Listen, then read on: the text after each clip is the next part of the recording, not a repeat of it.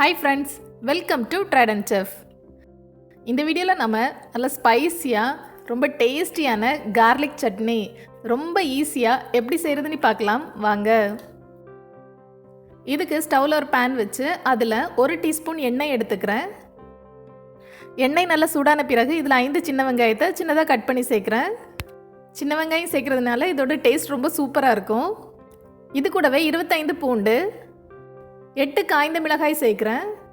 8 காய்ந்த மிளகாய்க்கு காரம் கரெக்டாக இருக்கும். உங்களுக்கு இன்னும் கொஞ்சம் எக்ஸ்ட்ராவாக காரம் வேணும் அப்படின்னா கூட 5 காய்ந்த மிளகாய் சேர்த்துக்கோங்க. எல்லாத்தையும் சேர்த்து எண்ணெயில் நல்லா வதக்கி விடுறேன்.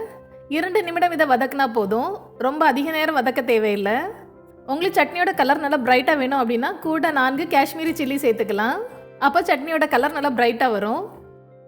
2 நிமிடம் இதை நல்லா வதக்கியாச்சு. இனி நான் ஸ்டவ் ஆஃப் பண்ணிடுறேன். இது நல்லா ஆறட்டும்.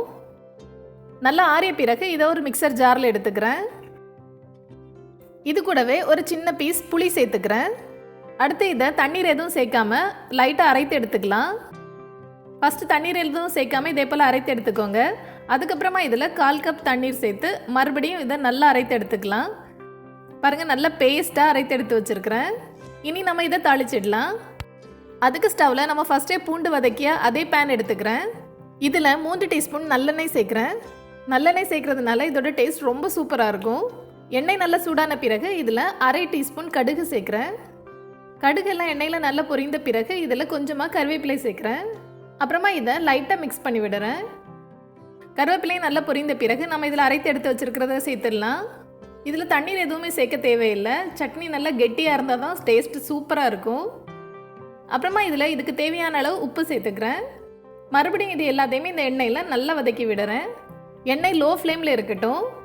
இது இட்லி தோசைக்கு சூப்பரான ஒரு சைட் டிஷ். எல்லாமே எண்ணெயில் நல்லா மிக்ஸ் பண்ணியாச்சு. ரொம்ப சூப்பராக ரெடி ஆயிடுச்சு. இனி நம்ம ஸ்டவ் ஆஃப் பண்ணிடலாம். ரொம்ப ஸ்பைசியாக ரொம்ப டேஸ்டியான கார்லிக் சட்னி ரெடி ஆயிடுச்சு. இது இட்லி இல்லைனா தோசை கூட சாப்பிட்டா அதோட டேஸ்ட் ரொம்ப ரொம்ப சூப்பராக இருக்கும். ரொம்ப சிம்பிளாக ரொம்ப சீக்கிரமாக நம்ம இதை ரெடி பண்ணிடலாம். நீங்களும் இதை ட்ரை பண்ணி பாருங்கள். மீண்டும் ஒரு சுவையான ரெசிபியோடு விரைவில் சந்திப்போம். தேங்க்ஸ் ஃபார் வாட்சிங்.